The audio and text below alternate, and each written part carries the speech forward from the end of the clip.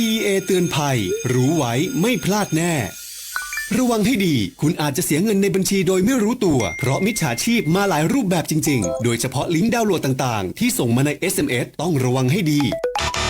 PEA การไฟฟ้าส่วนภูมิภาคขอเตือนระวังมิจฉาชีพส่งลิงก์มากับ SMS แจ้งให้ผู้ใช้ไฟฟ้ารับเงินประกันมิเตอร์ไฟฟ้าคืนจากรายชื่อตกหล่นหรือดาวน์โหลดแอปพลิเคชัน PEA Smart Plus ผ่านลิงก์รวมถึงโทรหาแล้วแอบอ้างเป็นพนักงานการไฟฟ้าส่วนภูมิภาคเพื่อส่งลิงก์ผ่านโทรศัพท์มือถือให้ดาวน์โหลดแอปพลิเคชัน PEA Smart Plus เพื่อสมัครหวัดดีพอยต์อย่าเชื่ออย่ากดลิงก์เด็ดขาด PEA ไม่มีนโยบายแนบลิงก์ไปกับ SMS หรือโทรหาผู้ใช้ไฟฟ้าแต่อย่างใดไม่เชื่อไม่กดไม่แชร์ไม่ส่งต่อไม่ว่าช่องทางไหนชัวร์และปลอดภัยให้ดาวน์โหลด PEA Smart Plus ที่ App Store และ Play Store ตรวจสอบก่อนดาวน์โหลดผู้พัฒนาต้องเป็น Provincial Electricity Authority หรือสอบถามข้อมูลเพิ่มเติมโทร 1129 PEA Contact Centerเวลาที่ทุกคนรอคอยมาถึงแล้วสำนักงานจัดหางานจังหวัดเชียงใหม่กรมการจัดหางานจัดงาน Job Fair 2025 at เชียงใหม่ประจำปี 2568 มาเปิดโลกทัศน์ด้านอาชีพที่หลากหลายกับกิจกรรมภายในงานอาทิร่วมสมัครงานกับบริษัทชั้นนำพร้อมตำแหน่งงานว่างกว่า 3,000 อัตราชมการสาธิตฝึกปฏิบัติการประกอบอาชีพอิสระกว่า 20 อาชีพการรับสมัครงานตามโครงการ 3 ม.มีงานมีเงินมีวุฒิการศึกษาเพิ่มการให้คำปรึกษาและรับสมัครไปทำงานต่างประเทศกับองค์กร IM Japan การประกอบอาชีพแฟรนไชส์สำหรับนักลงทุนและฟู้ดทรัคต่างๆมากมายการจัดแสดงสินค้าของกลุ่มผู้รับงานไปทำที่บ้านร่วมสนุกกับการแข่งขันตอบปัญหาอาชีพชิงรางวัลและกิจกรรมอื่นๆที่น่าสนใจสำหรับผู้ที่ต้องการหางานอย่าลืมพบกันวันศุกร์ที่ 28 กุมภาพันธ์ถึง 1 มีนาคม 2568 เวลา 9 โมงเช้าถึง 4 โมงเย็นณหอประชุมมหาวิทยาลัยเชียงใหม่ศูนย์อำนวยการป้องกันและแก้ไขปัญหาไฟป่าหมอกควันและฝุ่นละอองขนาดเล็ก PM 2.5 จังหวัดเชียงใหม่ปี 2568 ตั้งเป้าลดจุดฮอตสปอตลดฝุ่น PM 2.5 ลดผู้ป่วย COPD ด้วย3มาตรการ 1. เพิ่มประสิทธิภาพการบริหารจัดการเชิงพื้นที่ได้แก่ป้องกันรับมือเผชิญเหตุและการจัดการอย่างยั่งยืน 2. ป้องกันและลดการเกิดมลพิษที่ต้นทางควบคุมและลดมลพิษจากการเผาในพื้นที่ป่าพื้นที่เกษตรและพื้นที่ชุมชน 3. ลดผลกระทบต่อสุขภาพโดยเฝ้าระวังและติดตามแจ้งเตือนคุณภาพอากาศพร้อมคำนวณแนะนำการดูแลสุขภาพเชิงรุก1. ความท้าทายของทุกหน่วยงานในการจัดการแก้ไขปัญหาไฟป่าและฝุ่น PM 2.5 ในปี 2568 ที่ชาวเชียงใหม่ร่วมใจกันเพื่ออากาศสะอาด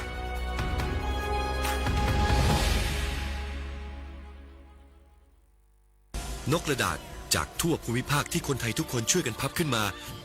ส่งไปแจกจ่ายให้กับพี่น้องชาวไทยใน3จังหวัดภาคใต้ย้อนกลับไปเมื่อปี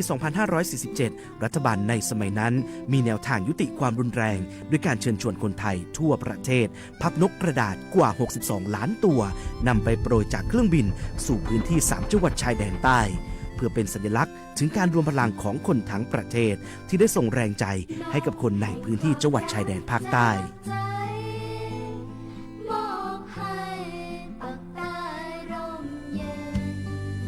นกกระดาษกว่า 62 ล้านตัวที่โปรยมาจากฟากฟ้าในวันนั้นได้นำมาก่อสร้างเป็นอนุสาวรีย์นกสันติภาพที่ชาวจังหวัดนราธิวาสเรียกกันว่าวงเวียนนกผ่านมาแล้วกว่า 20 ปี อนุสาวรีย์นกสันติภาพยังคงตั้งตระหง่านและกลายเป็นสถานที่จุดเช็คอินของนักท่องเที่ยวแม้ว่านกสันติภาพตัวนี้จะไม่สามารถส่งเสียงได้แต่ก็คือสัญลักษณ์แห่งความหวังด้วยหวังว่าวันหนึ่งบ้านเมืองจะกลับมาสงบสุขและมีรอยยิ้มอีกครั้ง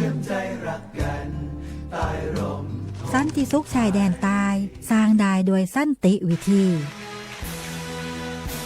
โครงการสร้างความเข้าใจและประสานความร่วมมือทั้งในและนอกจังหวัดชายแดนภาคใต้สำนักประชาสัมพันธ์เขต 3 กรมประชาสัมพันธ์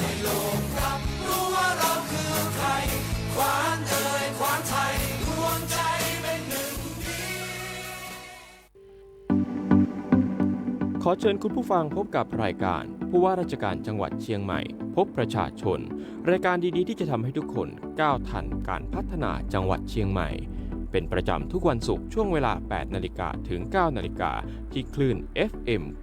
93.25 MHz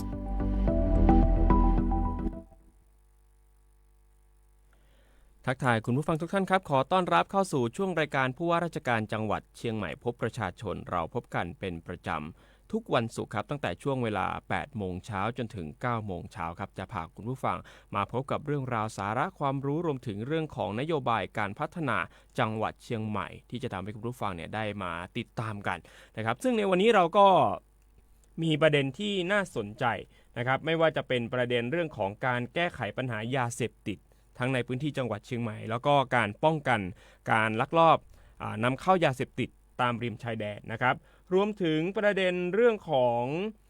การจัดงานฮอมปอยบุพชาติแม่ขางามนะครับวันนี้ท่านผู้ร่วม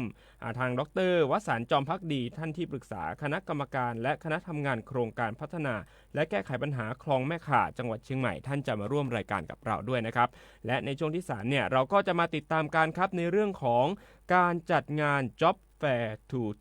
2025 at เชียงใหม่งานนี้ก็เป็นอีกหนึ่งงานที่คนที่กำลังหางานอยู่เนี่ยไม่ควรพลาดเลยนะครับ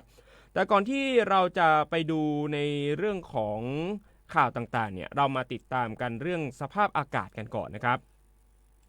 ข้อมูลจากกรมอุตุนิยมวิทยานะครับก็บอกว่าในช่วงนี้เนี่ยจังหวัดเชียงใหม่ก็จะมีอุณหภูมิสูงขึ้นแล้วนะครับอุณหภูมิต่ำสุดในขณะนี้เนี่ยก็จะอยู่ระหว่าง 21 องศาเซลเซียสถึง 22 องศาเซลเซียสครับขณะที่อุณหภูมิสูงสุดวันนี้ครับจังหวัดเชียงใหม่ก็มีแนวโน้มที่จะอากาศค่อนข้างร้อนนะครับโดยเฉพาะในช่วงตอนกลางวันอุณหภูมิอยู่ที่ 35 องศาเซลเซียสและมีโอกาสที่จะเกิดฝนฟ้าคะนอง 10% ของพื้นที่ด้วยนะครับเพราะฉะนั้นใครจะออกไปไหนมาไหนอย่าลืมนะครับที่จะพกร่มไปด้วยนะครับไม่ใช้บังแดดก็ใช้บังฝนได้ครับคุณผู้ฟังครับขณะที่เรื่องของฝุ่น PM 2.5 ตอนนี้จังหวัดเชียงใหม่ของเรานะครับอยู่อันดับที่ 31 ของโลกอันดับที่ 31 ของโลกแสดงว่าอันดับดีมากยิ่งขึ้นนะครับก็คือไม่ติดท็อป 10 ขณะที่กรุงเทพมหานครอยู่อันดับที่ 14 นะครับพอเรามาดูที่จังหวัดเชียงใหม่นะครับข้อมูลจากแอปเช็คฝุ่นปรากฏว่าในพื้นที่อำเภอเมืองเชียงใหม่คุณภาพอากาศอยู่ในระดับปานกลางแต่ว่าที่น่าเป็นห่วงก็คือดอยเต่าและอมก่อยนะครับที่ค่า PM 2.5 เฉลี่ย 24 ชั่วโมงเนี่ยยังอยู่เกินเกณฑ์มาตรฐานอยู่นะครับใครที่อยู่ในพื้นที่ดอยเต่าอมก่อยจะออกไปไหนมาไหนครับอย่าลืมที่จะใส่หน้ากาก N95 กันด้วยนะครับตอนนี้ขออนุญาตทักทายคุณผู้ฟังทุกท่านนะครับตอนนี้ก็มีหลายท่านเข้ามาติดตามทางเพจสวทเชียงใหม่ PRD กันแล้วนะครับไม่ว่าจะเป็นคุณอาบามาเยอะนะครับแล้วก็คุณบุษือเยี่ยงเบียงกู่นะครับรวมถึงพี่พงศักดิ์สันติธารายนนะครับพี่อาโปแล้วก็หลายๆท่านเลยนะครับก็อย่าลืมที่จะกดไลค์กดแชร์กันด้วยนะครับคุณผู้ฟังครับในช่วงแรกเนี่ยเราจะมาดูกันในเรื่องของแผนการป้องกันและปราบปรามยาเสพติดต้องบอกว่าเรื่องนี้เป็นเรื่องที่เราเองต้องจับตามองเป็นอย่างมากที่สำคัญเนี่ยเราเองก็ต้องร่วมกันเป็นหูเป็นตานะครับแจ้งเบาะแสให้กับทางเจ้าหน้าที่เพื่อที่จะเป็นการป้องกันยาเสพติดไม่ให้มาทำร้ายเยาวชนคนไทยเรานะครับเรื่องของยาเสพติดนะครับเราก็จะเห็นได้อย่างชัดเจนแล้วแหละในเรื่องของนโยบายรัฐบาลเรื่องของความเข้มข้นเรื่องของความจริงจังนะครับซึ่งจะเป็นอย่างไรกันนั้นนะครับเดี๋ยวเรามาติดตามกันนะครับกับทางท่านชัยนรงค์นันตาสายท่านปลัดจังหวัดเชียงใหม่ตอนนี้ท่านอยู่ในสายกับเราแล้วสวัสดีครับท่านครับสวัสดีครับผมชัยนรงค์นันตาสายปลัดจังหวัดเชียงใหม่ครับครับท่านครับในเรื่องของจังหวัดเชียงใหม่กับการขับเคลื่อนการแก้ไขปัญหายาเสพติดเนี่ยตอนนี้เรามีแผนการทำงานยังไงบ้างครับท่านครับก็จังหวัดเชียงใหม่นะครับต้องขออนุญาตนำเรียนก่อนนะครับสถานการณ์จริงๆแล้วเนี่ย จังหวัดเชียงใหม่เป็นจังหวัดหนึ่งนะครับที่เป็นจังหวัดที่มีชายแดนนะครับติดกับประเทศเพื่อนบ้านนะครับสถานการณ์ยาเสพติดของจังหวัดเชียงใหม่นั้นนะครับก็ยังคงมีการลักลอบนำเข้ายาเสพติดนะครับตามแนวชายแดนนะครับกับประเทศเพื่อนบ้านนะครับซึ่งพื้นที่หลักๆของเชียงใหม่นั้นนะครับก็จะมีอยู่5อำเภอนะครับอำเภอเชียงดาวอำเภอแม่อายอำเภอฝางอำเภอเวียงแหงและอำเภอชัยประการ นะครับซึ่งก็ทางการทำงานนะครับสถานการณ์นี้นะครับมีการลักลอบนะครับตามที่ท่านได้รับทราบข่าวสารต่างๆนะครับทางหน่วยบัญชาการสกัดกั้นและปราบปรามยาเสพติดนะครับศาลตั้งต้นนะครับชายแดนภาคเหนือนะครับหรือนบยส35นะครับก็ได้มีการบูรณาการนะครับทำงานร่วมกันกับทุกฝ่ายนะครับในเรื่องของการสกัดกั้นไม่ให้มีการลักลอบยาเสพติดเข้ามาในพื้นที่นะครับส่วน สถานการณ์นะครับยาเสพติดในจังหวัดเชียงใหม่นั้นนะครับก็จะมีการแพร่ระบาดนะครับเล็กน้อยนะครับไม่ถึงกับว่ามากนะครับเพราะว่ายาเสพติดที่เข้ามานั้นนะครับส่วนใหญ่แล้วก็จะเป็นทางผ่านนะครับเข้าไปยังส่วนในนะครับส่วนทางภาคกลางหรือทางภาคกลางภาคใต้แล้วก็แล้วแต่นะครับที่จะผ่านเชียงใหม่ไปนะครับในพื้นที่ของจังหวัดเชียงใหม่นั้นนะครับส่วนใหญ่แล้วที่มีการใช้ยาสารเสพติดนั้นนะครับจะเป็นยาบ้านะครับซึ่งเราก็มี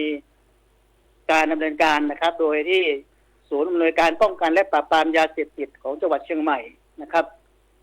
และก็จะมีศูนย์ปฏิบัติการป้องกันและปราบปรามยาเสพติดของระดับอำเภอนะครับซึ่งจะทำงานนะครับในพื้นที่นะครับมาตรการของจังหวัดเชียงใหม่นั้นนะครับต่อปัญหายาเสพติดนั้นนะครับซึ่ง รัฐบาลนะครับได้กำหนดให้จังหวัดเชียงใหม่นั้นเป็นจังหวัดหนึ่งนะครับซึ่งเป็นจังหวัดสีขาวนะครับที่ตั้งเป้าหมายไว้นะครับให้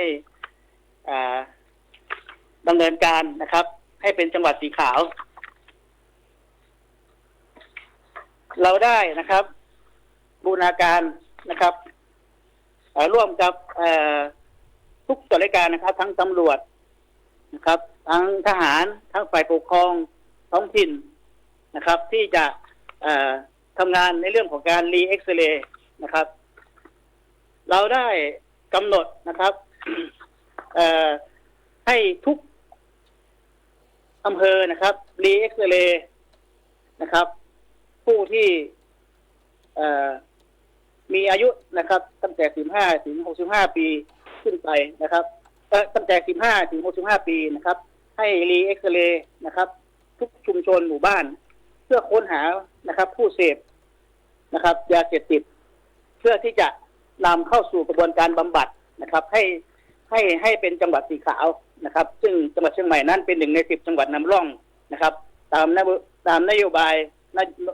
โมเดลการแก้ไขปัญหายาเสพติดนะครับที่ทางรัฐบาลได้กำหนดไว้นะครับซึ่งก็ตอนนี้นะครับ จังหวัดเชียงใหม่ก็ทำการปฏิบัติการนะครับอยู่ในช่วงเขาเรียกว่า ช่วงปฏิบัติการนะครับร่วมกันทุกอำเภอนะครับเป้าหมายนะครับเป้าหมายของการรีเอ็กซเรย์ของเรานั้นนะครับของจังหวัดเชียงใหม่นะครับ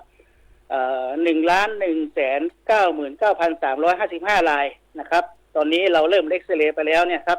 ตรวจหาสารเสพติดไปแล้ว 36,235 รายครับก็ดำเนินการในพื้นที่ครับผมแล้วอย่างนี้ถ้าเกิดว่าเรามาเรื่องของการรีเอ็กซเรย์เนี่ยพอเรารีแล้วเนี่ยปรากฏว่ายอดผู้ติดยาเสพติดถ้าเทียบกับในปีที่แล้วมันมีเพิ่มขึ้นหรือว่าลดน้อยลงหรือยังไงบ้างครับยาเสพติดตอนนี้ที่เราพบเนี่ยตอนนี้เราพบ 1,145 รายนะครับคิดเป็น 0.37% ของประชากรลดลงครับลดลงครับหลังจากที่ก่อนหน้านี้ทางท่านผู้ตรวจการท่านก็มาเน้นย้ำกันในเรื่องของนโยบายการป้องกันยาเสพติดเนี่ยท่านได้มีการวางนโยบายหรือว่ามีข้อสั่งการอะไรเพิ่มเติมบ้างครับคือเรื่องของยาเสพติดนี่พวกเราทำอยู่แล้วครับทำทุกอำเภอนะครับทางศูนย์ปฏิบัติการป้องกันและแก้ไขปัญหายาเสพติดทุกอำเภอนะครับทำกันนะครับเป็นนโยบายคือปกติแล้วก็ในเรื่องของการออกตรวจนะครับในเรื่องของการ ป้องกันนะครับเช่นเราสร้างภูมิคุ้มกันและป้องกันยาเสพติดในเด็กและเยาวชนในสถานศึกษาครับการสร้างภูมิคุ้มกันนะครับการป้องกันยาเสพติดในกลุ่มผู้ใช้แรงงานนะครับแล้วก็การป้องกันแก้ไขปัญหายาเสพติดในกลุ่มประชาชนคือการรีเอ็กซเรย์ที่เราทำอยู่ตรงนี้ครับผมแล้วในส่วนของมาตรการป้องกันยาเสพติดตามแนวชายแดนที่ผ่านมานี่เราสามารถที่จะจับยาได้มากน้อยแค่ไหนครับถ้าเทียบกับปีที่แล้วเนี่ยเราจับได้มากขึ้นหรือว่าลดน้อยลงนะ เราจับได้มากขึ้นครับในเรื่องของการจับยาเสพติดในพื้นที่ชายแดนนะครับซึ่งก็ทางท่านผู้ว่าราชการจังหวัดนะครับท่านนิรัตน์ พงศ์สิทธิทวารนะครับท่านได้สั่งการให้นะครับทาง5 อำเภอชายแดนนั้นนะครับปฏิบัติการนะครับร่วมการสกัดกั้นนะครับแล้วก็ปิดกั้นชายแดนนะครับไม่ให้ยาเสพติดหลุดรอดเข้ามาในประเทศนะครับในของเรานะครับโดยที่ทางรัฐบาลก็ได้ให้นโยบายมานะครับดำเนินการและในรูปแบบของซีนสต็อปและเซฟนะครับซึ่งก็เป็นการสกัดกั้นนะครับไม่ให้ยาเสพติดเข้ามาในพื้นที่เลยนะครับก็การดำเนินการนะครับการดำเนินการที่ผ่านมานะครับ เราสามารถนะครับในปี 2567 นะครับเราสามารถกดยึดคดียาบ้านะครับได้ 5,476 คดีนะครับมีผู้กระทำผิดนะครับ5,442 คนนะครับได้ของกลางยาเสพติดโดยเฉพาะยาบ้านะครับ1,372,732,030 เม็ดนะครับเมื่อเปรียบเทียบกับปีที่ผ่านมานั้นเราสามารถที่จะดำเนินคดีหรือตรวจยึดได้มากกว่าเดิมถึง5 เท่านะครับ5 เท่าครับและปี 2568 ปีนี้นะครับเราก็ดำเนินการนะครับในเรื่องของจับกุมยาเสพติดตัวนี้เราจับกุมได้ 1,792 คดีนะครับและก็มีผู้กระทำความผิดนะครับ 1,734 คนครับถือว่าเราดำเนินการนะครับได้มากกว่าที่เราที่ผ่านมานะครับผมครับในเรื่องอยากจะให้อธิบายเพิ่มเติมท่านนิดนึงครับเรื่องของซีนสต็อปเซฟนี่หลักการทำงานนี่เราทำงานยังไงครับท่าน คือหลักการทำงานคือเราได้มีการประชุมวางแผนนะครับโดยเฉพาะนะครับหน่วยงานบัญชาการสกัดกั้นและป้องกันปราบปรามยาเสพติดสารชั้นต้นหรือนบยส35ซึ่งตรงนี้ต้องเรียนว่าต้องมีทหารนำก่อนนะครับคือถ้าเราบอกแล้วถ้าชายแดนเราต้องให้ทหารซึ่งเป็นด่านหน้าที่จะดูแลแนวชายแดนที่ซีนไม่ให้ลักลอบเข้ามาในช่องทางธรรมชาตินะครับที่มีการลักลอบเข้ามานะครับอุปกรณ์ต่างๆแล้วอาจจะใช้กล้องวงจรปิดใช้การเฝ้าระวังต่างๆนะครับซึ่งก็ผลของการดำเนินการนั้นจังหวัดเชียงใหม่เรามีการจับกุมนะครับแล้วก็ตรวจยึดยาบ้านั้นได้มากนะครับเป็นหลัก10 ล้านขึ้นไปครับผมครับนี้เท่าที่เราดูแล้วเนี่ยเรื่องของส่วนใหญ่พฤติกรรมของคนที่เขาลำเลียงยารูปแบบการทำงานเขาทำงานกันยังไงครับแล้วปัจจุบันหลังจากที่เราได้มีการยกระดับมาตรการพฤติกรรมของเขาเนี่ยเริ่มที่จะเปลี่ยนแปลงไปไหมฮะคืออย่างนี้นะครับ พฤติกรรมหรือว่าการลำเลียงยาบ้าหรือยาเสพติดต่างๆที่เข้ามาชายแดนของเราเนี่ยครับส่วนใหญ่ก็จะให้คนนะครับใช้กองทัพมดค่อยขนมา มีกระสอบนึงก็ประมาณ 200,000 เม็ดนะครับที่ไทยให้ใส่หลังมาแล้วก็ใช้รถกันขนเข้ามาในพื้นที่ที่ช่องทางที่เป็นท้องธรรมชาติซึ่งคนอาจจะไม่คิดว่า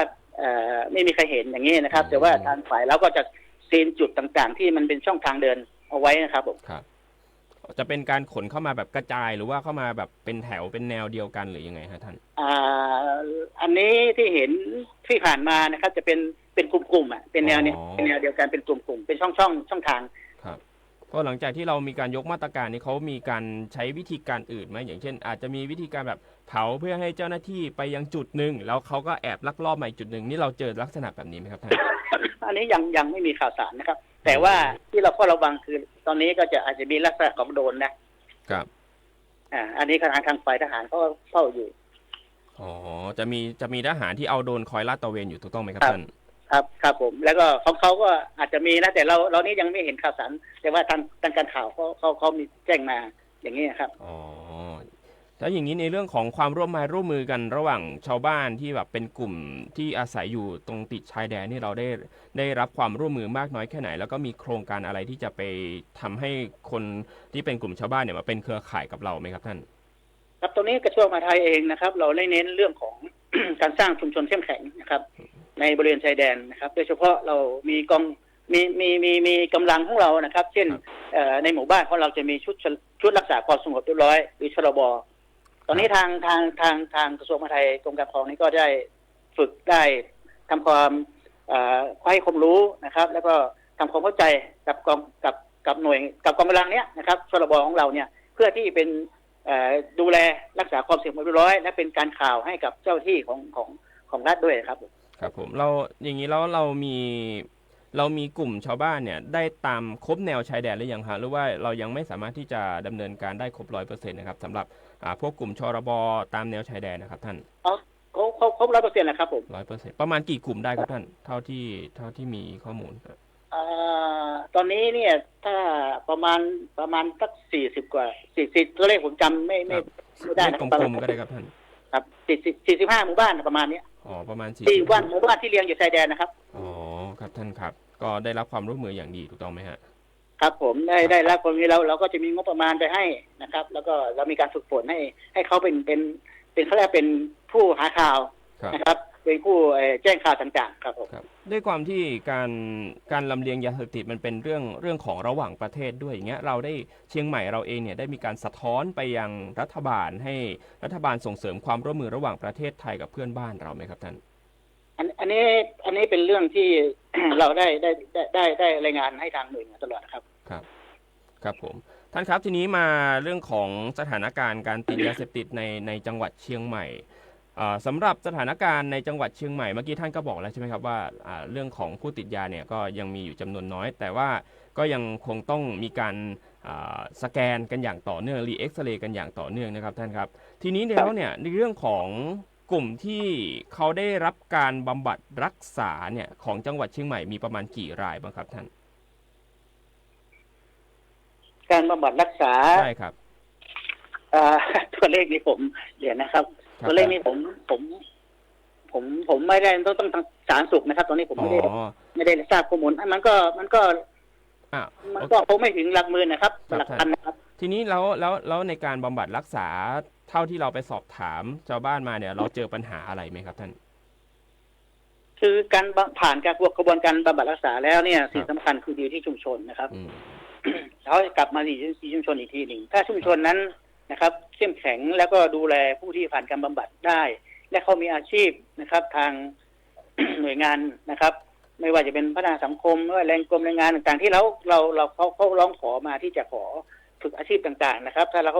าเข้าสู่กระบวนการนี้แล้วเขามีอาชีพมีรายได้เขาคงไม่กลับเข้าไปยุ่งเกี่ยวกับยาเสพติดครับผมครับที่ผ่านมาเราเจอปัญหาไหมครับเห็นว่าหลายจังหวัดเขาก็จะมีปัญหาเรื่องของคนที่บำบัดเสร็จแล้วเนี่ย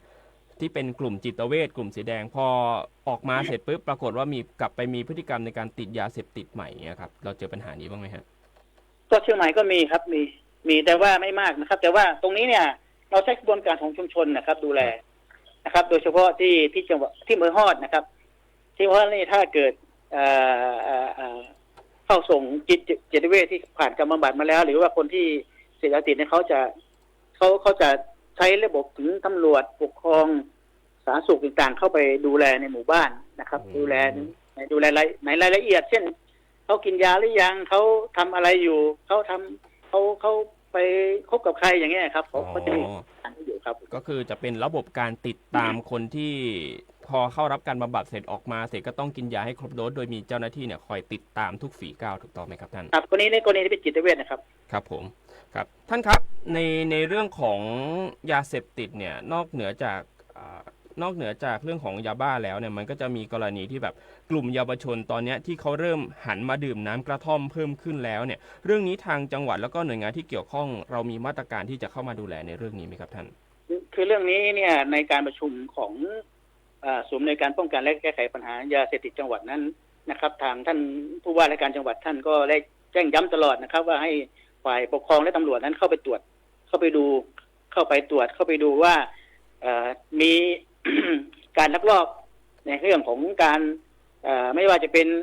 กระท่อมไม่ว่าจะเป็นบุหรี่ไฟฟ้าหรือว่าไม่ว่าจะเป็นสิ่งสารเสพติดต่างๆถ้าผิดกฎหมายให้ดำเนินคดีโดยเฉียบขาดครับตรงนี้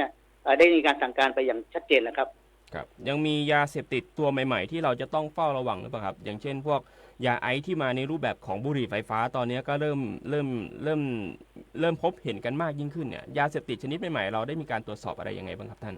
ครับก็ตรงนี้ให้ทางตำรวจนะครับโดยเฉพาะทางในระดับของอำเภอนะครับต้องเข้าไปดูนะครับ คือส่วนใหญ่แล้วเราจะมีเขาเรียกว่าจะวางสายข่าวต่างๆนะครับเพื่อที่จะได้รับข่าวสารต่างๆแล้วถ้าเกิดมีในพื้นที่นะครับก็ต้องดำเนินการทันทีนะครับแต่ว่าข่าวสารเรื่องของ ยาไอซ์ที่ในบุรีนั้นของเชียงใหม่ยังไม่มีข่าวสารตรงนี้นะครับครับผมสมมุติว่าถ้าเกิดว่าพี่น้องประชาชนเนี่ยเราไปเจอพฤติกรรมคนค้ายาคนเสพยาเราจะต้องติดต่อช่องทางไหนยังไงบ้างครับท่านอ๋อ ก็ต้องแจ้งข่าวสารนะครับของ191ก็ได้ครับในเรื่องของตำรวจนะครับแล้วก็ของแจ้งมาทางหน่วยงานปปสหรือว่าที่จังหวัดก็ได้นะครับหรือว่าที่อำเภอนะครับศูนย์ปฏิบัติการป้องกันและแก้ไขปัญหายาเสพติดของอำเภอ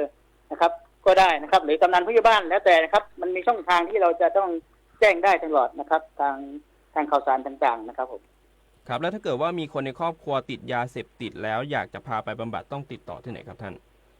ไปติดต่อที่นายอำเภอเลยครับครับท่านครับไปที่อำเภอเลยครับไปหานายอำเภอเลยหรือหาปลัดอำเภอเลยครับ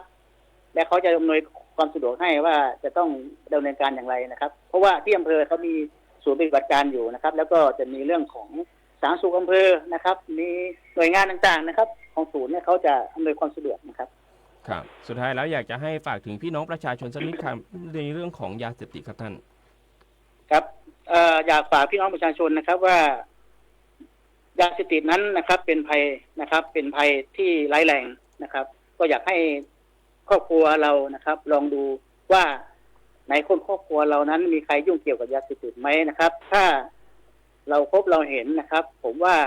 ถ้าเป็นผู้เสพก็ควรจะเข้าสู่กระบวนการบำบัดนะครับถ้าเป็นผู้ค้าเราต้องบอกให้เขาหยุดนะครับถ้าไม่หยุดเดี๋ยวเขาก็ต้องโดนจับกุมดำเนินคดีนะครับตรงนี้หรือถ้าท่านรู้ข่าวสารเครือข่ายผู้ค้ายาเสพติดรายย่อยรายใหญ่ต่างๆนั้นท่านไปพบกับท่านนายอำเภอได้หรือไปพบกับตำรวจก็ได้ผู้กำกับก็ได้นะครับบอกข่าวสารแจ้งข่าวสาร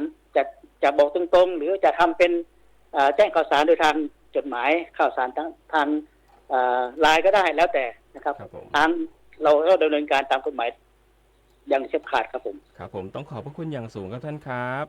ครับผมครับขอบคุณมากครับครับผมครับท่านครับครับท่านชัยนรงค์นันตาสายนะครับท่านปลัดจังหวัดเชียงใหม่นะครับก็ได้มีโอกาสเข้าร่วมประชุม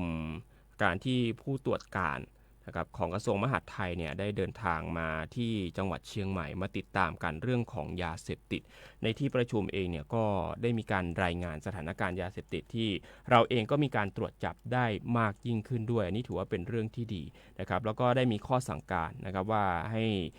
มีการพัฒนากำลังพลเจ้าหน้าที่ด้วยเรื่องของการติดตามเรื่องของการค้นหาวิธีการต่อต้านเรื่องของการลำเลียงยาเสพติดที่มาในรูปแบบใหม่ๆนะครับแต่ว่าอีกหนึ่งประเด็นที่น่าสนใจเลยในที่ประชุมเนี่ยก็คือประเด็นเรื่องของผู้ติดยาเสพติดที่เป็นกลุ่มจิตเวชเป็นกลุ่มสีแดงเลยคุณผู้ฟังกลุ่มสีแดงเนี่ยก็คือเป็นคนที่มีพฤติกรรมก่อความรุนแรงหลังจากที่ติดยาเสพติดด้วยนะครับซึ่งพอหลังจากที่หลายพื้นที่เนาะพอหลังจากที่เขานำเข้าไปบำบัดแล้วเนี่ยพอออกมาปรากฏว่ากลับไปติดยาซ้ำอีกรอบหนึ่งมันเป็นองค์ประกอบหลายอย่างคุณผู้ฟังไม่ว่าจะเป็นเรื่องของการส่งเสริมทางอาชีพเรื่องของการส่งเสริมด้านกำลังใจความเข้มแข็งของชุมชนอันนี้เป็นปัจจัยทั้งหมดเลยนะครับแต่ว่ามีอำเภอหนึ่งที่ผมสนใจมากเลยก็คือทางอำเภอฮอดผมได้มีโอกาสไปสอบถามทางนายฉัตรเทพเพิ่มทรัพย์ปลัดอาวุโสอำเภอฮอดท่านก็บอกว่าตอนนี้เนี่ยเขามีฮอดโมเดลอยู่นะก็ถือว่าเป็นการทำงานร่วมกันของทั้งฝ่ายตำรวจสาธารณสุขฝ่ายปกครองเขาจะทำหน้าที่ในการติดตามกระบวนการรักษาผู้ป่วยจิตเวชนะครับก็คือคนที่ติดยาอยู่ในระดับสีแดงนี่แหละครับตั้งแต่กระบวนการสอบสวนเลยว่าเขามองว่าปกติแล้วเนี่ยคนที่ติดยาเวลาเข้าไปสอบสวนเนี่ยเขาจะให้ข้อมูลไม่หมดเพราะฉะนั้นทางเจ้าหน้าที่ส่วนที่เกี่ยวข้องจะต้องไปสอบถามทั้งคนในครอบครัวนะครับทั้งคนในชุมชนว่าคนนี้มีพฤติกรรมอะไรอย่างไรบ้างพอสอบสวนเสร็จแล้วก็จะได้รู้ว่าคนนี้เขาติดเนื่องจากอะไรมีลักษณะแบบไหนนำไปสู่การรักษาที่ตรงจุดตรงเป้ามากยิ่งขึ้นเขาเรียกว่านำไปสู่การวางแผนการบำบัดรักษาที่เหมาะสมนะครับถ้าเกิดว่าเป็นผู้ป่วยระดับสีแดงเนี่ยเขาบอกว่าเขาจะส่งต่อไปที่สถานบำบัดรักษาที่มีความเชี่ยวชาญอย่างเช่นพวกโรงพยาบาลระดับจังหวัดนะครับพอผ่านการรักษาเสร็จเนี่ยชุมชนแล้วก็เจ้าหน้าที่ ชุดปฏิบัติการนะครับปราบปรามยาเสพติดระดับอำเภอเนี่ยก็จะนำผู้ป่วยมาทำข้อตกลงการบำบัดระดับชุมชนก็จะมีทั้งฝ่ายปกครองตำรวจสาธารณสุขผู้ปกครองเนี่ยมารับผิดชอบร่วมกันมา MOU ร่วมกันในเรื่องของการบำบัดผู้ติดยานะครับก็คือ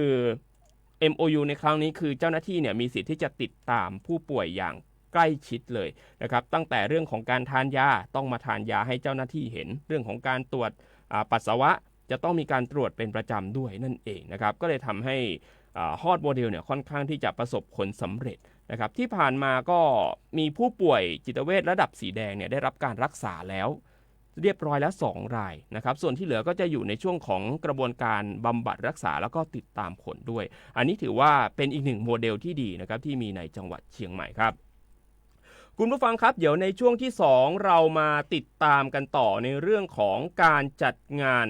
ฮอมปอยบุพชาติแม่ขางามตอนนี้ครับผู้ร่วมรายการของเรานะครับมาจัดรายการร่วมกันนะครับท่านดร.วสันต์จอมภักดีท่านเป็นที่ปรึกษาคณะกรรมการและคณะทำงานโครงการพัฒนาและแก้ไขปัญหาคลองแม่ข่าจังหวัดเชียงใหม่ตอนนี้ท่านอยู่กับเราแล้วสวัสดีครับท่านครับสวัสดีครับครับท่านครับอยากจะให้พูดถึงเรื่องของรายละเอียดการจัดงานสักนิดหนึ่งครับว่าเป็นยังไงบ้างครับท่านครับครับงานฮอมปอยบุพชาติแม่ขางามครั้งนี้นะครับเราจัดเป็นครั้งที่7แล้วนะครับครั้งที่1นี่เราจัดตั้งแต่ปี2561นะฮะแล้วก็จัดมาทุกปีนะครับยกเว้นปี2564ซึ่งมีปัญหาเรื่องโควิดนะครับครับท่านวัตถุประสงค์ของเราก็คือเราต้องการที่จะรณรงค์นะครับเพื่อฟื้นฟูคลองแม่ข่านะให้เป็นสายน้ำแห่งชัยมงคลนะของเมืองเชียงใหม่นะและมีดอกไม้งามตลอดสายน้ำตั้งแต่ต้นน้ำนะในกลางน้ำและปลายน้ำนะครับก็ในปีนี้เราก็จะไปจัดในพื้นที่ต้นน้ำก็คือที่อำเภอแม่ริมนะในเขตของตำบลดอนแก้วนะฮะซึ่งเราจะจัดตรงบริเวณที่เป็นเขตต่อเลยนะเขตต่อระหว่างอำเภอแม่ริมกับอำเภอเมืองเชียงใหม่นะเพราะฉะนั้นพื้นที่ที่จะจัดคราวนี้ก็จะเป็นท่าน้ำเป็นคลองแม่ข่าช่วงตั้งแต่หน้าวัดพระนอนขอนม่วงนะฮะยาวลงมาจนถึงจุดที่ตัดกับถนนสมโพธิเชียงใหม่700 ปีนะก็คือถ้าเราถนนสายนี้ก็คือถ้าเรามาจากสี่แยกลมโชคเนี่ยนะฮะเราก็จะมาถึงสารกลางศูนย์ราชการจังหวัดเชียงใหม่ได้นะตรงเชิงสะพานเลยนะครับซึ่งดูไม่ยากนะฮะหาไม่ยากนะครับเราก็จะจัดงานเนื่องจากว่าเดือนกุมภาพันธ์เนี่ยเราถือว่าเป็นเดือนแห่งดอกไม้งามนะเรามีงานบุพชาติของงานมหกรรมไม้ดอกไม้ประดับเกิดขึ้นนะเพราะฉะนั้นบรรยากาศของจังหวัดเชียงใหม่เราเนี่ยก็คงจะเป็นที่คนเชียงใหม่เองนักท่องเที่ยวนะผู้ที่มาเยือนอยากจะเห็นดอกไม้งามนะครับเราก็มีกิจกรรมที่ถือว่าเป็นแห่งเดียวในประเทศไทยก็ว่าได้นะครับที่มีการรณรงค์ให้แม่น้ำในที่นี้คือคลองแม่ข่าของเราเป็นสายน้ำที่มีความสวยงามนะฮะด้วยไม้ดอกพืชพันธุ์ไม้ต่างๆที่เป็นธรรมชาตินะครับครับผมก็เราจะจัดในวันที่28กุมภาพันธ์ที่จะถึงนี้นะครับในวันศุกร์28กุมภาพันธ์แล้วก็จะจัดต่อไปอีกในวันเสาร์ที่1มีนาคมจนถึงวันที่อาทิตย์ที่2มีนาคมนะครับที่จะถึงนี้เป็นรวมเป็นเวลา3วันนะครับวันศุกร์ก็จะมีพิธีเปิดนะฮะที่บริเวณท่าน้ำที่จะจัดงานนี้นะครับแล้วก็วันเสาร์อาทิตย์เราก็คิดว่าครอบครัวนะฮะแล้วก็พี่น้องประชาชนนักท่องเที่ยวทั้งหลายนะฮะก็จะมีเวลาที่จะมาชื่นชมมาดูความสวยงามของแม่น้ำคือคลองแม่ข่าของเรานะแล้วก็ดูความสวยงามที่เป็นธรรมชาตินะฮะแล้วก็เยี่ยมพื้นที่ในพื้นที่ของเขตตำบลดอนแก้วด้วยนะครับซึ่งเป็นพื้นที่ที่มีเอกลักษณ์ของตัวเองก็คือเป็นพื้นที่กึ่งชนบทนะครับแล้วก็มีวิถีชีวิตของพี่น้องประชาชนที่น่าไปสัมผัสนะไปชื่นชมครับครับในเรื่องของไฮไลท์ของการจัดงานนี่เรามีไฮไลท์อะไรไงครับไฮไลท์เราถือว่ามีหลายมิตินะครับมิติที่1เนี่ยผมอยากจะกราบเรียนให้ท่านผู้ฟังอย่างนี้นะครับว่าคำว่าฮอมปอยเนี่ยงานนี้เราไม่ได้จัดในลักษณะที่เป็นแผนงานโครงการของราชการที่เรามาจัดนะมีเป็นงานที่เกิดขึ้นจากการร่วมแรงร่วมใจกันนะฮะของทุกภาคส่วน นะฮะในจังหวัดเชียงใหม่ของเรานะหน่วยงานราชการภาครัฐภาคเอกชนภาคประชาชนภาคประชาสังคมนะวัดนะสถานศึกษาตั้งแต่มหาวิทยาลัยจนถึงโรงเรียนนะครับพี่น้องประชาชนกำนันผู้ใหญ่บ้านนะครับทุกฝ่ายมาร่วมกันจัดงานปล่อยนี้ขึ้นมานะงานปล่อยนี่เป็นภาษาล้านนานะฮะปล่อยก็คือเรามาทำกิจกรรมที่เป็นบุญกุศลด้วยกันนะฮะเราถือว่างานนี้เป็นงานทำบุญนะครับเป็นการที่จะฟื้นฟูพัฒนาสายน้ำสายชีวิตให้เกิดขึ้นนะครับคือสายน้ำแม่ข่าของเรานะฮะเราเป็นหอมปอยนี่เป็นไฮไลท์ของงานเลยนะครับซึ่งจะกลายเป็นจุดเด่นนะฮะจังหวัดเชียงใหม่ก็ได้รับรางวัลเลิศรัฐนะฮะในมิตินี้ก็คือว่าการสร้างกระบวนการมีส่วนร่วมนะฮะก็อันนี้เป็นงานหอมปอยนะครับแล้วก็วิสัยทัศน์ของคลองแม่ข่าเนี่ยที่เกิดขึ้นจากการร่วมกันคิดขึ้นมาเนี่ยก็คือของทุกภาคส่วนก็คือว่าคลองสวยนะฮะ1นะคลองสวย2น้ำใสนะฮะ3ไหลดีแล้วก็อันที่4ก็คือประชาชนมีความสุขเพราะฉะนั้นไฮไลท์ก็คือคลองแม่ข่าช่วงนี้เป็นคลองที่ถือว่าสวยที่สุดในมิติด้านความเป็นธรรมชาตินิเวศธรรมชาตินะฮะเป็นการออกแบบโดยยึดหลักเขาว่าออกแบบโดยใช้ธรรมชาติเป็นฐานนะฮะหรือว่าเป็นมิตรกับสิ่งแวดล้อมเป็นมิตรกับธรรมชาตินะฮะก็จะมีการรักษาซึ่งตัวนี้องค์การบริหารส่วนจังหวัดเชียงใหม่เป็นผู้ออกแบบและก่อสร้างนะฮะร่วมกับในพื้นที่ก็คืออบต.ดอนแก้วนะฮะก็เราก็จะมีคลองแม่ข่าที่นี่ถือเป็นคลองที่สวยมากเป็นธรรมชาตินะเป็นที่พักผ่อนเป็นที่แหล่งนันทนาการได้อย่างดีเลยนะครับก็อยากจะให้คนเชียงใหม่ได้ไปร่วมแสดงความชื่นชมยินดีนะแล้วก็อันนี้ก็เป็นพื้นที่หนึ่งที่เราจะถือว่าเป็นแลนด์มาร์คสำคัญนะในพื้นที่ต้นน้ำของคลองแม่ข่านะครับมันคลองสวยนะครับแล้วไฮไลท์อีกมิติหนึ่งก็คือในพิธีในวันเปิดทั้ง3วันก็จะมีไฮไลท์ของแต่ละวันที่มีความโดดเด่นนะฮะอย่างในวันแรกเนี่ยเราก็จะมีพิธีเปิดนะฮะเราเริ่มตั้งแต่เวลา 9:30 นาทีนะฮะกำลังสบายๆนะครับแล้วก็โดยเราจะมีท่านผู้ว่าราชการจังหวัดเชียงใหม่ของเรามาเป็นประธานนะฮะแล้วก็จะมี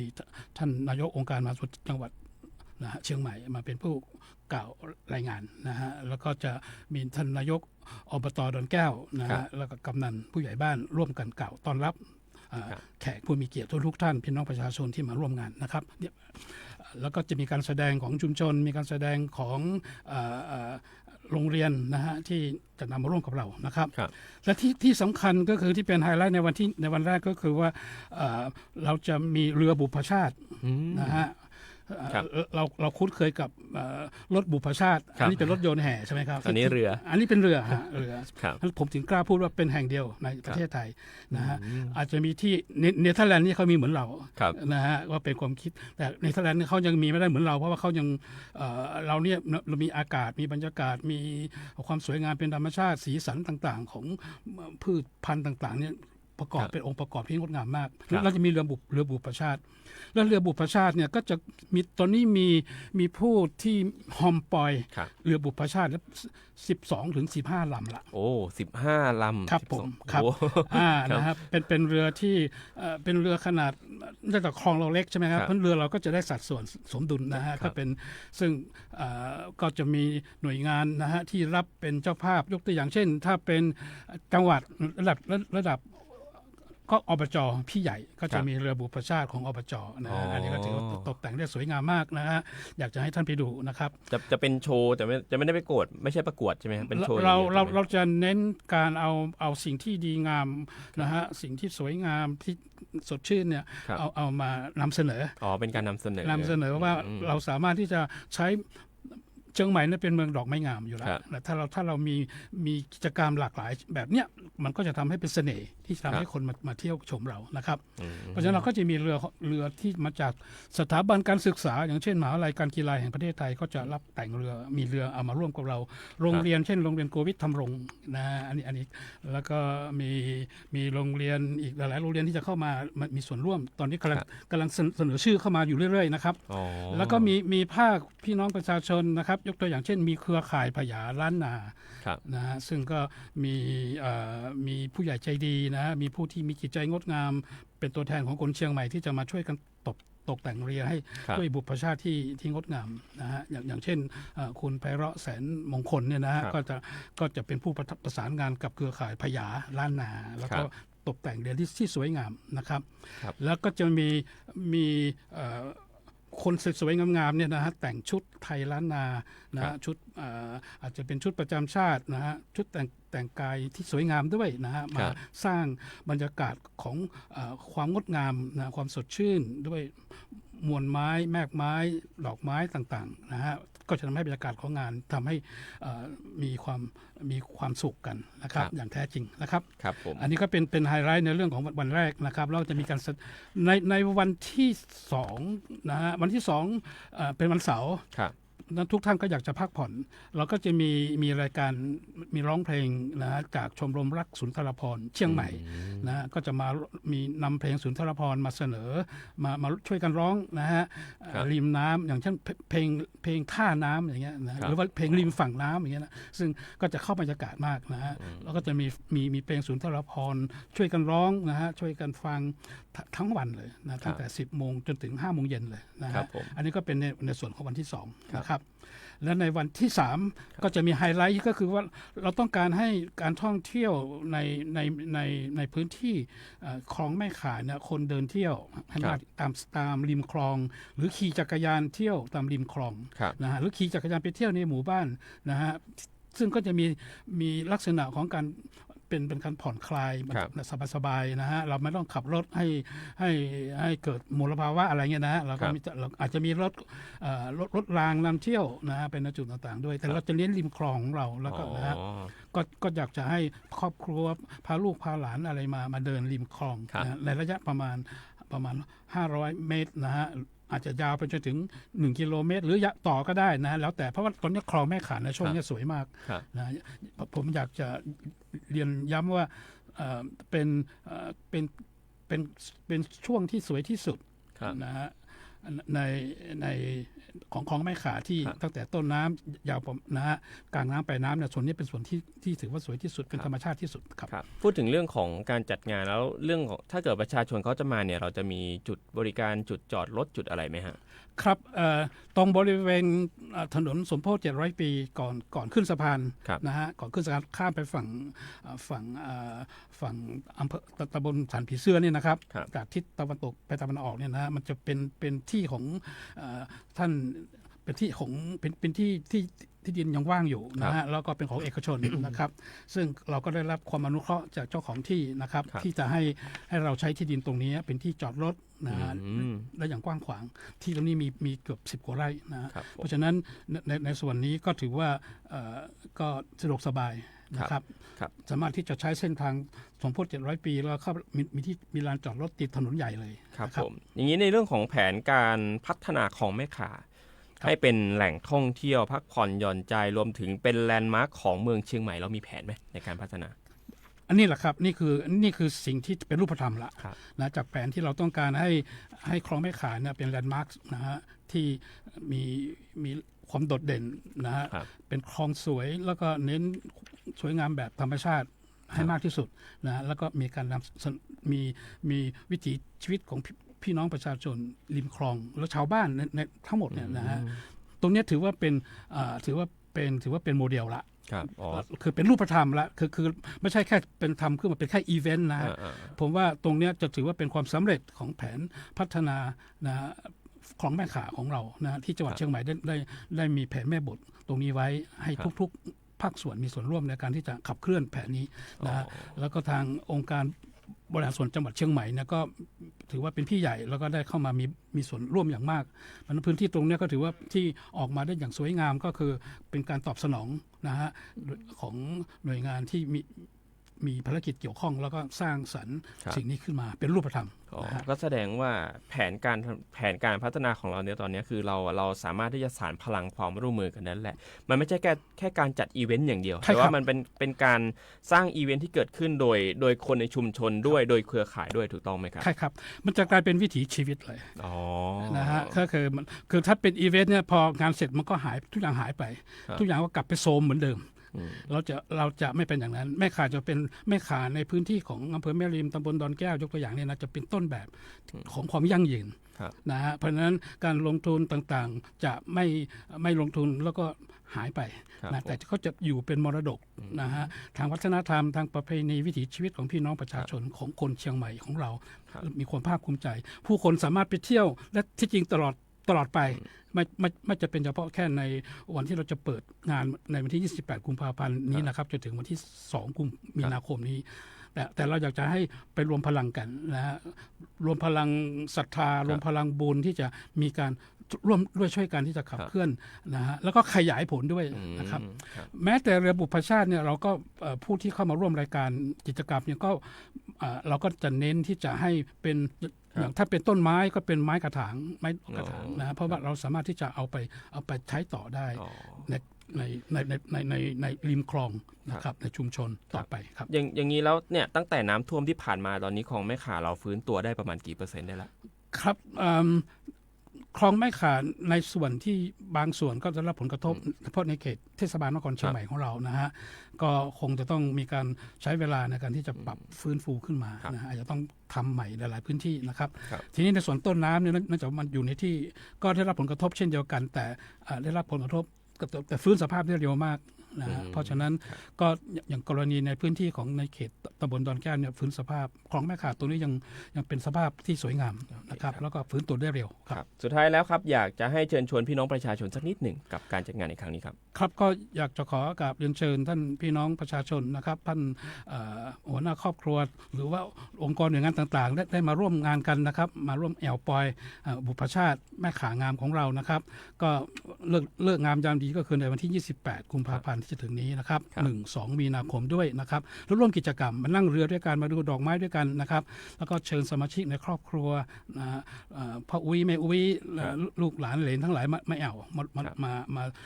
มาทำบุญด้วยกันด้วยการดูสิ่งที่สวยงามเป็นมงคลกับชีวิตครับครับต้องขอบพระคุณอย่างสูงครับทางดร.วสันต์จอมภักดีที่ปรึกษาคณะกรรมการและคณะทำงานโครงการพัฒนาและแก้ไขปัญหาคลองแม่ข่าจังหวัดเชียงใหม่ขอบคุณครับท่านครับขอบคุณมาร่วมรายการกับเราในวันนี้นะครับท่านครับคุณผู้ฟังครับในช่วงต่อไปครับจะพามาติดตามกันสำหรับงาน Job Fair 2025 at เชียงใหม่ครับตอนนี้ท่านจัดหางานจังหวัดเชียงใหม่ท่านรุ่งรัตน์มณีโชติท่านอยู่ในสายกับเราแล้วสวัสดีครับท่านครับเดี๋ยวสักครู่หนึ่งนะครับพอดีสายตัดไปนะครับเดี๋ยวทีมงานจะแจ้งไปอีกทีหนึ่งนะครับ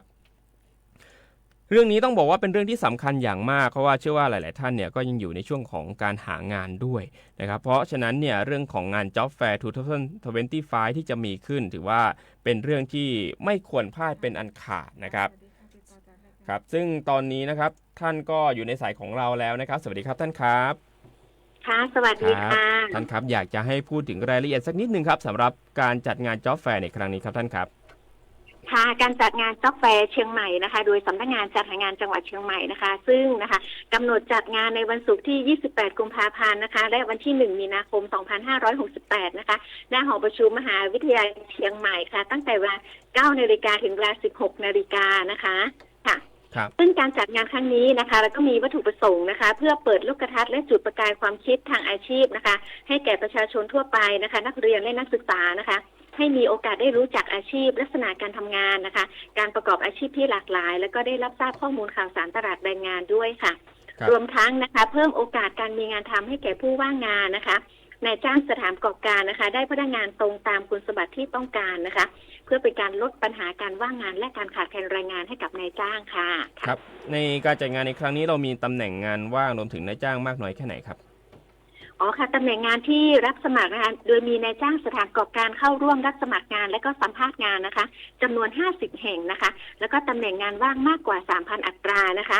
ตำแหน่งงานเช่นนะคะผู้จัดการฝ่ายนะคะเช่นผู้จัดการฝ่ายขายผู้จัดการฝ่ายบุคคลนะคะวิศวกรนะคะโปรแกรมเมอร์ช่างเทคนิคนะคะพนักงานบัญชีเจ้าหน้าที่ธุรการนะคะเภสัชกรนะคะช่างซ่อมบำรุงเจ้าที่ประชาสัมพันธ์พนักงานฝ่ายผลิตนะคะตำแหน่งงานนะคะมีตั้งแต่ไม่จำกัดวุฒิการศึกษานะคะไปจนถึงระดับปริญญาตรีขึ้นไปนะคะค่ะครับผมอันนี้เป็นงานของงานในประเทศนะคะค่ะมีงานที่ไปทำงานที่ต่างประเทศด้วยไหมครับท่านอ๋อค่ะมีค่ะก็จะมีบริษัทจัดหางานที่ได้รับอนุญาตจากกรมการจัดหางานนะคะในการส่งคนงานไทยไปทำงานต่างประเทศมารับสมัครด้วยตัวเองนะคะก็จะมีนะคะเช่นตำแหน่งงานของบนเรือสำราญนะคะเช่นตำแหน่งหัวหน้าพ่อครัวนะคะพนักงานต้อนรับพนักงานเสิร์ฟบนเรือสำราญนะคะ แล้วก็มีโครงการฝึกเทคนิคคนไทยไปฝึกงานเทคนิคที่ประเทศญี่ปุ่นนะคะโดยองค์กร IM Japan นะคะค่ะก็จะมีพนักงานฝ่ายผลิตนะคะถ้าหากว่าเป็นประเทศอิสราเอลนะคะก็จะเป็นช่างก่อสร้างนะคะช่างเหล็กช่างเชื่อมนะคะค่ะนี่ก็จะเป็นตำแหน่งงานต่างประเทศนะคะค่ะครับผมนี้คนที่เขาต้องอยากจะไปหางานทำเขาจะต้องเตรียมข้อมูลเตรียมเอกสารเตรียมหลักฐานอะไรไปบ้างครับท่านครับอ๋อค่ะสำหรับผู้ที่ต้องการสมัครงานนะคะก็จะมีหลักฐานนะคะสำเนาทะเบียนบ้านสำเนาบัตรประจำตัวประชาชนนะคะวุฒิการศึกษานะคะแล้วก็จะใบผ่านงานนะคะถ้ามีนะคะก็ไปค่ะนำเอกสารหรือว่าจะมีพอร์ตโฟลิโอนะคะก็ไปเข้ารับการสัมภาษณ์กับนายจ้างได้นะคะซึ่งสามารถที่จะลงทะเบียนสมัครงานล่วงหน้าได้นะคะผ่านทางเว็บไซต์ของสำนักงานจัดหางานหรือว่า Facebook ของสำนักงานจัดหางานนะคะเราจะมี QR code นะคะให้ลงทะเบียนล่วงหน้าได้นะคะครับคนที่จะไปทำงานต่างประเทศควรที่จะมีการเตรียมเอกสารอะไรเพิ่มเติมไหมครับท่านอ๋อค่ะถ้าสมมุติว่าเป็นตำแหน่งที่เป็นช่างนะคะหากว่ามีการทดสอบฝีมือช่างและผ่านการทดสอบฝีมือนะคะอันนี้จะดีมากเลยนะคะแต่แล้วก็บางตำแหน่งก็อย่างสมมติว่าถ้าเป็นพนักงานบนเรือสำราญนะคะถ้าหากว่าการใช้ภาษาอังกฤษนะคะมีใบรับรองใบของการภาษาอังกฤษนะคะก็จะได้รับการพิจารณาเป็นพิเศษนะคะค่ะนอกจากผู้ที่ค่ะไปฝึกงานที่ประเทศญี่ปุ่นนะคะโดยองค์กร IM นะคะก็วุฒิม.6 ขึ้นไปนะคะหากว่าสนใจนะคะก็สามารถที่จะสมัครเข้าร่วมโครงการนี้ได้นะคะค่ะซึ่งมารับสมัครด้วยตัวเองเลยนะคะของ IM Japan นะคะซึ่งจะส่งโดยรัฐนะคะไม่มีค่าใช้จ่ายมีเฉพาะค่าใช้จ่ายส่วนตัวเท่านั้นนะคะไม่มีค่าบริการค่าหัวอะไรนะคะนี่จะส่งโดยรัฐค่ะองค์กร IM นะคะหลักฐานการสมัครก็เช่นกันค่ะสำเนาค่ะหลักฐานการศึกษานะคะวุฒิการศึกษาสำเนาทะเบียนบ้านบัตรประชาชนแล้วก็ใบผ่านงานถ้าหากว่าเป็นเพศชายที่ผ่านการเกณฑ์ทหารก็จะมีหลักฐานการผ่านการเกณฑ์ทหารด้วยนะคะครับนอกเหนือจากเรื่องของการเปิดรับหางานแล้วการสมัครงานแล้วเนี่ยเรายังมีกิจกรรมอื่นๆอีกไหมครับท่านอ๋อค่ะงานนี้นะคะมีกิจกรรมหลักๆ2กิจกรรมนะคะ1นักประแรงงานนะคะ2ก็จะเป็นเรื่องของกิจกรรมของแนวชีพมากรรมอาชีพนะคะก็จะมีตั้งแต่สาธิตและฝึกปฏิบัติการประกอบอาชีพอิสระที่น่าสนใจนะคะจำนวน20อาชีพนะคะซึ่งนี้ฟรีนะคะเช่นนะคะใครสนใจที่อยากจะมาฝึกอาชีพการทำพวงกุญแจนะคะการทำเชฟเย็นผลไม้นะคะการทำลูกชุบนะคะการทำวุ้นหมูเด้งนะคะการสร้างภาพและคลิปขายสินค้านะคะสร้างรายได้ด้วย AIนะคะการปฏิคมล้านนาซึ่งมีเยอะแยะมากมายนะคะท่านที่เข้ามานะคะสามารถที่จะเข้ารับการสาธิตการฝึกอาชีพและสามารถนำไปเป็นอาชีพเสริมหรือว่าจะเป็นอาชีพหลักได้นะคะนอกจากนั้นนะคะก็จะมีการให้บริการของหน่วยงานในสังกัดกระทรวงแรงงานนะคะก็จะมาให้บริการในภารกิจนะคะเช่นรับสมัครผู้ประกันตนมาตรา40นะคะก็จะมีการเล่นเกมนะคะตอบปัญหาชิงรางวัลนะคะแล้วก็มีการสาธิตอาชีพของการทำลูกประคบนะคะการทำยาหมองสมุนไพรแบบนี้ค่ะและนอกจากนั้นก็จะมีนิทรรศการโลกของอาชีพโลกการศึกษานะคะของมหาวิทยาลัยต่างๆที่มาร่วมนะคะเช่นค่ะก็จะมีมหาวิทยาลัยมช.นะคะแล้วก็จะมีของค่ะม.ราชภัฏนะคะม.ราชมงคลนะคะค่ะแล้วก็สถานศึกษาต่างๆมาออกบูธนิทรรศการเกี่ยวกับการเข้าสู่การศึกษาในคณะต่างๆของทางมหาวิทยาลัยนะคะและนอกจากนั้นนะคะก็จะมีในเรื่องของนวัตกรรมของสถานศึกษานะคะที่จะเอามาโชว์ให้น้องๆได้ดูนะคะค่ะครับผมแล้วก็จะมีเรื่องของการทดสอบวัดบุคลิกภาพเพื่อการศึกษาต่อและการเลือกอาชีพนะคะน้องๆที่อยากจะรู้ว่าบุคลิกภาพของตัวเองนะคะเหมาะที่จะเลือกเรียนสาขาไหนนะคะหรือว่าเลือกประกอบอาชีพอะไรนะคะที่ตรงกับบุคลิกภาพความรู้ความสามารถนะคะก็มาทดสอบความพร้อมทางด้านอาชีพได้นะคะและนอกจากนั้นก็จะมีเสวนานะคะการเสวนาหัวข้อการเตรียมความพร้อมเข้าสู่โลกการทำงานในยุคดิจิทัลนะคะแล้วก็มีการจัดแสดงสินค้าของกลุ่มผู้รับงานไปทำที่บ้านนะคะของผู้พิการผู้สูงอายุนะคะแล้วก็การจุดประกายอาชีพด้วยการประกอบอาชีพเป็นชายนะคะแล้วก็ฟู้ดทรัคนะคะฟู้ดทรัคก็มีมามากมายนะคะให้มาเลือกดูนะคะว่าสนใจอาชีพไหนเช่นการทำเค้กนะคะไมโลรถโรงเรียนนะคะแฮมเบอร์เกอร์แบบนี้ค่ะแล้วก็จะมีในส่วนของสินค้าโอท็อปทรงฟ้าราคาประหยัดด้วยนะคะและนอกจากนั้นนะคะกิจกรรมอันนึงนะคะที่น่าสนใจก็คือเรื่องของการโครงการ3 ม.นะคะ3 ม.คือมีงานมีเงินมีวุฒิการศึกษาเพิ่มนะคะ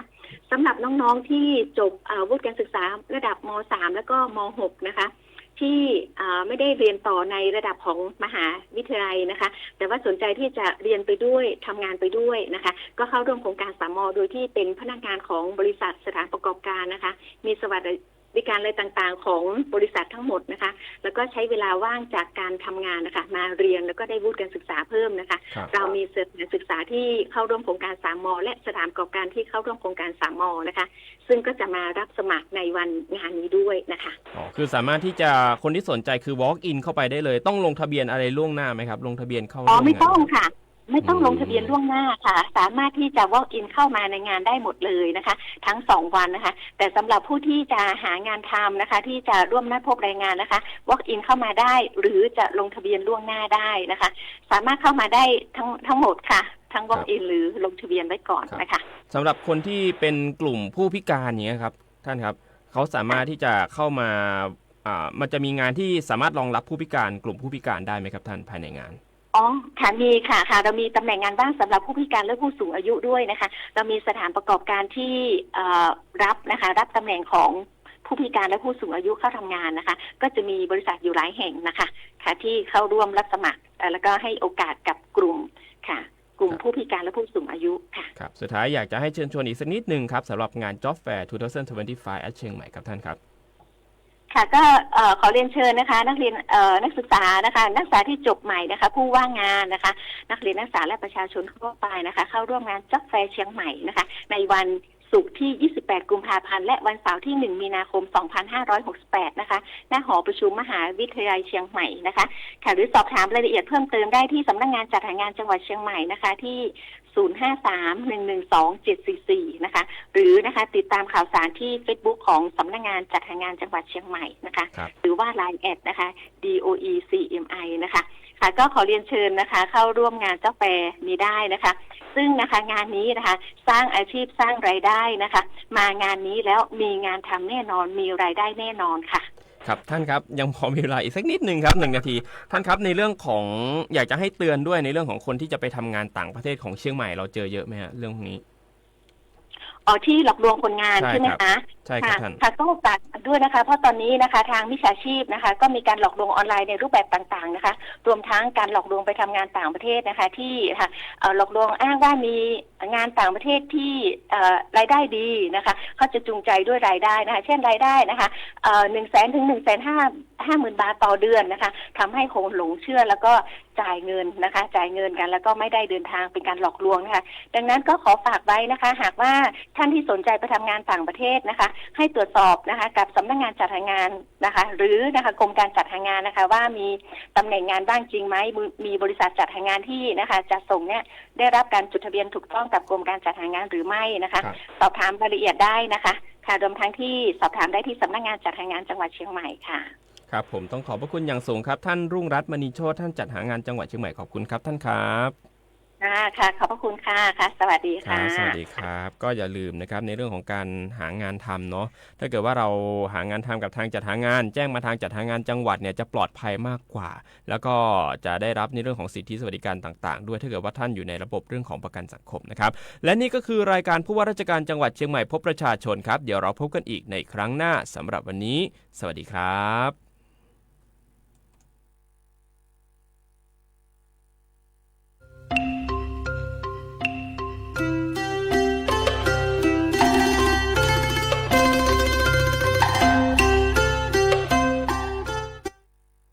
การเรียนรู้เพื่อพัฒนาคนพัฒนาชาติพร้อมส่งต่อข่าวสารสาระและความบันเทิงฟังสดได้ทุกช่องทาง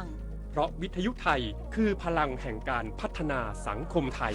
25กุมภาพันธ์วันวิทยุกระจายเสียงไทยคนชอบตื่นเช้าฟังข่าวตอนเช้าให้ทุกเช้ามีสาระตีของร้อง